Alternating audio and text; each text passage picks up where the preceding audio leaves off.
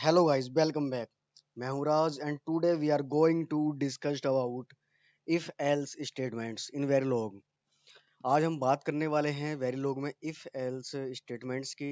एक तरीके के कंडीशनल स्टेटमेंट्स होती हैं एंड सबसे पहले बात करते हैं इसके सिंटैक्स की कि इफ एल्स का हम यूज कैसे करते हैं।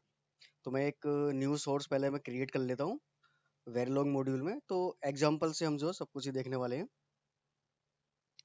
तो इफ एल्स के नाम से मैं एक फाइल बना लेता हूँ, if else, then next, next, finish. Okay, तो ठीक है। देखो जनरली जो इसका जो सिंटैक्स होता है बेसिकली, अगर हम ऑलवेज ब्लॉक में यूज कर रहे हैं तो ऑलवेज एंड ओके,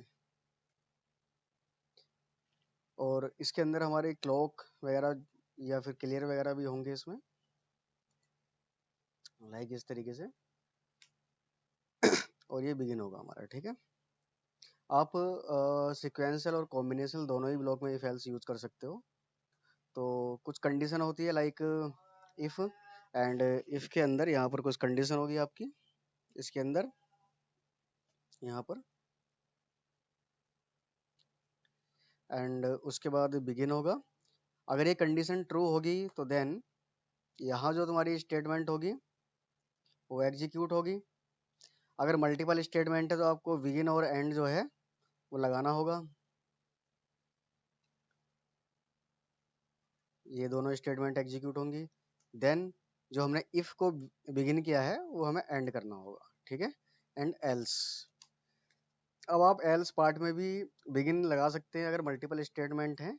अगर नहीं है तो जो हमारी यहाँ स्टेटमेंट लिखी होगी वो एग्जीक्यूट होगी, ठीक है। और जो हमने बिगिन किया था ऑलवेज ब्लॉक, देन वो एंड,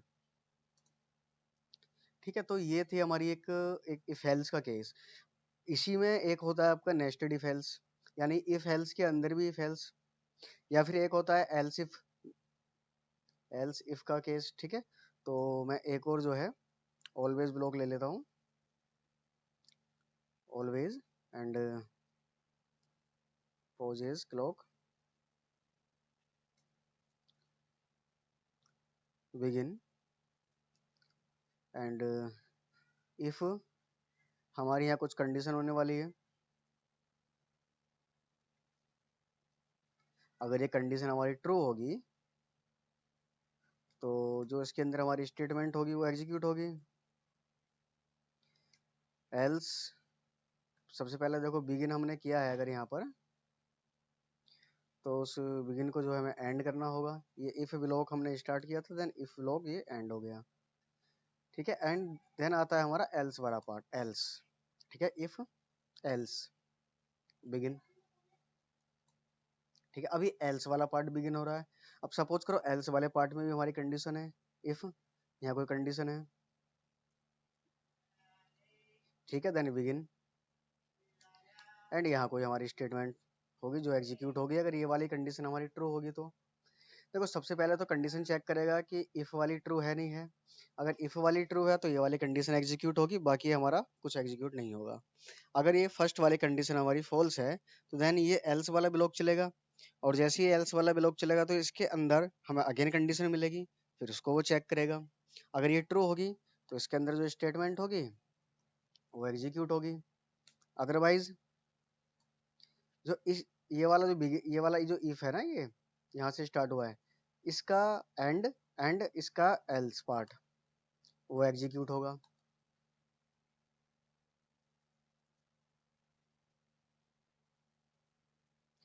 ठीक है। एंड देखो ये बिगिन था, एंड हो गया। अब यहाँ से जो ये एल्स हमने बिगिन किया था, ये एल्स को एंड करना है हमें। ये एल्स हमने बिगिन किया था ना यहाँ से, ये एल्स वाला पार्ट एंड हो गया। अब ये ऑलवेज ब्लॉक अपने यहाँ से बिगिन किया था तो ऑलवेज ब्लॉक वाला एंड करना है। तो एंड और बिगिन का जो है स्पेशल ध्यान देना है।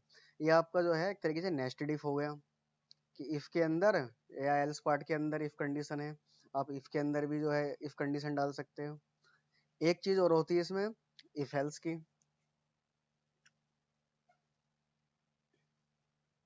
तो वो किस तरीके से चलती है, इफ एल्स मतलब else if, sorry if else नहीं, एल्स इफ होती है इसमें।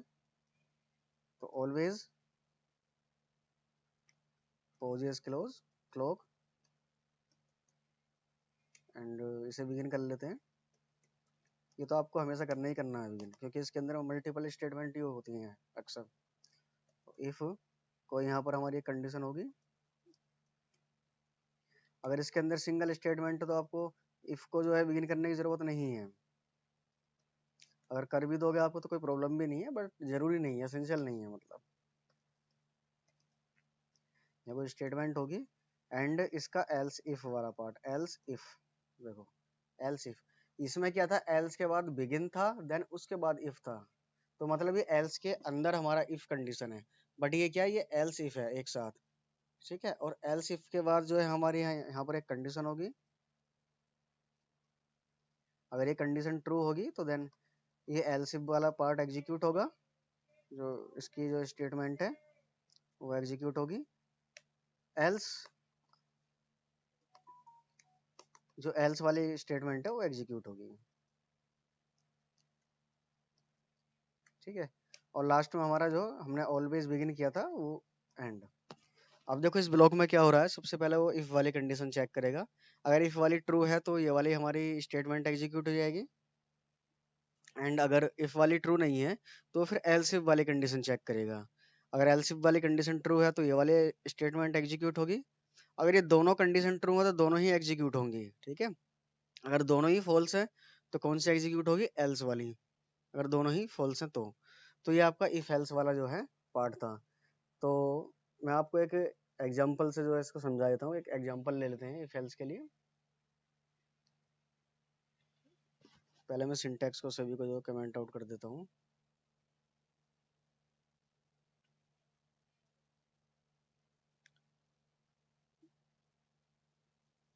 अरे इसमें ऑल कमेंट का ऑप्शन भी तो है, चलो कोई नहीं, अब तो हो गया।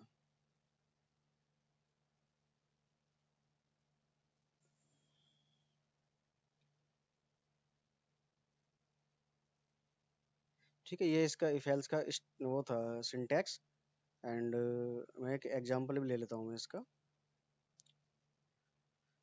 तो सपोज करो मैं एक इनपुट ले रहा हूँ क्लॉक, इनपुट क्लॉक, एंड एक इनपुट है ए, ठीक है, और एक आउटपुट ले रहा हूँ मैं, आउटपुट बी। अब देखो यहाँ पर ये आउटपुट हमें रेज में लेना पड़ेगा, क्योंकि हम ऑलवेज ब्लॉक का यूज करने वाले हैं। तो always posedge of clock, then ये बिगिन। तो यहाँ पर हम कंडीशन लगाएंगे इफ, अगर देखो ए क्या है हमारा, ये हमारा देखो एक इक्वालिटी ऑपरेटर है। ठीक है, इक्वालिटी ऑपरेटर होगा हमारा ये, equal equal double equal. If A equal है हमारे 1 के, तो जो हमारा बी है, बी के अंदर हमारा चला जाएगा लाइक 0, 0 चला जाएगा। एल्स बी के अंदर क्या जाएगा, 1 ले लेते हैं। ठीक है, एंड जो हमने बिगिन किया था ऑलवेज ब्लॉक, उसको एंड कर देते हैं। ये ये इफ एल्स का हमारा यूज हो गया। अब क्या होगा, जैसे ही पोजेस क्लॉक आएगी वो चेक करेगा ए को कि ए 1 है या नहीं है। अगर ए 1 होगा तो बी के अंदर वो 0 भेज देगा, अगर ए 1 नहीं है तो बी के अंदर क्या भेजेगा, वो 1 भेजेगा। अगर ए 0 है या फिर एक्स है, समथिंग कुछ भी हो, तो बी के अंदर 1 भेज देगा वो डायरेक्ट। तो इसे मैं एक बार जो है इफ एल्स वाले को रन करके दिखा देता हूँ आपको।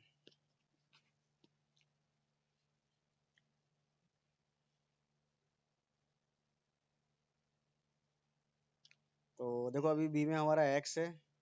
ठीक है, यानी कि ये इनिशियली रेज की डिफॉल्ट वैल्यू होती है।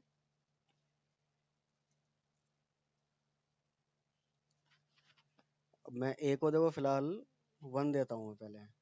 अगर 1 दूंगा तो बी में क्या जाना चाहिए, 0 जाना चाहिए। तो यस, देखो बी के अंदर कितना गया, 0। अगर मैं ए को लाइक मैं 0 देता हूँ तो हमारा जो इफ वाली कंडीशन है वो फॉल्स हो जाएगी। तो एल्स वाला पार्ट हमारा एग्जीक्यूट होगा, और एल्स वाले पार्ट में बी हमारा 1 है। अगर सपोज करो मैं ए को एक्स देता हूँ तो भी हमारा एल्स वाला पार्ट ही एग्जीक्यूट होगा, क्योंकि ए जो है वो इक्वल टू वन नहीं है। तो ये देखो एक्स पर भी जो है बी की वैल्यू वन ही मिल रही है, क्योंकि एल्स वाला पार्ट है ये, यानी कि ए की वैल्यू वन को छोड़कर कुछ भी हो, एल्स वाला पार्ट एग्जीक्यूट होगा। आपको अगर इफ का यूज कर रहे हो तो एल्स वाला पार्ट जरूर लिखना है, अदरवाइज वो लैच क्रिएट कर सकता है। वो लैच कैसे, सपोज करो आपने कंडीशन इफ में तो लगा दी कि ए इज इक्वल टू वन पर वो वैल्यू देगा, बट सपोज करो ए इज इक्वल टू वन नहीं मिला, तो एल्स वाले पार्ट में तो कुछ है ही नहीं, एल्स वाले पार्ट में तो हमने लिखा ही नहीं है, तो फिर वो एक तरीके से जो पुरानी वैल्यू थी उसी को वो लैच करता रहेगा, तो एक तरीके लैच क्रिएट हो जाता है। तो ये हमारे if else and nested if और जो हमारा एल्स इफ वाला पार्ट है, तीनों के सिंटैक्स हैं। और आने वाले वीडियो में हम इफ एल्स से जो है मल्टीपल जो प्रोग्राम्स जो है अपने डिजाइन करने वाले हैं, जो सर्किट डिजाइन है वो करने वाले हैं। ठीक है, तो हमारे साथ बने रहिए, और कोई भी डाउट हो कमेंट सेक्शन में आप जो है पूछ लेना। And thank you for watching and bye guys.